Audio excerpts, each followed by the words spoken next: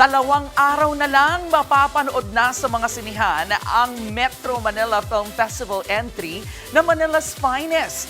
At sa mga nag-aabang sa ipo ni Jasmine Curtis, kumapit na sa upuan sa pasabog na eksena nila ni Papa Piolo Pascual.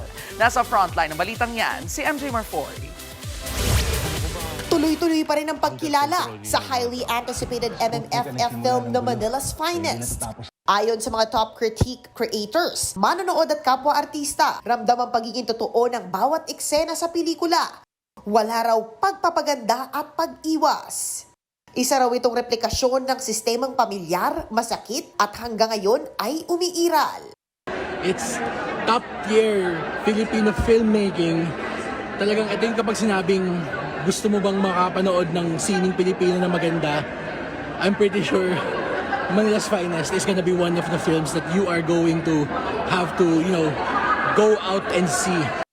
May special mention din ang isa sa most anticipated actors ng MMFF, si Dylan Minor, na may katangian daw ng isang matinee idol. Masarap nga sa pakiramdam, sabi ni Sir Romnick. It feels very good. And dahil doon, mas naka-inspire pa lalo to become better. And I'm just very thankful na marami naka-appreciate ng Manila's Finest. Ang mga ganitong komento, crowning glory para sa cast. Ilang buwan din trabaho, ilang araw, pinagpuyatan. Pag nadinig mo yung ganun, it's all worth it.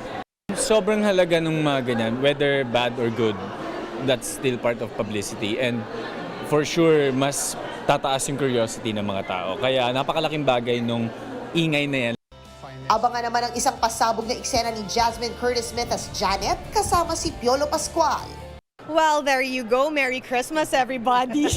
Ako ang alay, ganon. Alay? No, we like to, give a little bit of spice.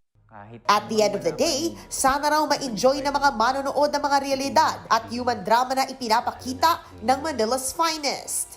It's still a dramatic story and everyone will be able to relate. So if they really pay attention, like the early audiences who have seen it, then they will really get a new kind of experience. Showing na in cinemas ang Manila's Finest simula ngayong Miyerkules.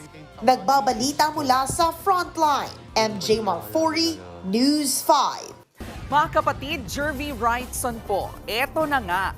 Para sa latest showbiz news at iba pang kay-alaman, mag-follow at mag-subscribe na sa social media pages ng News 5.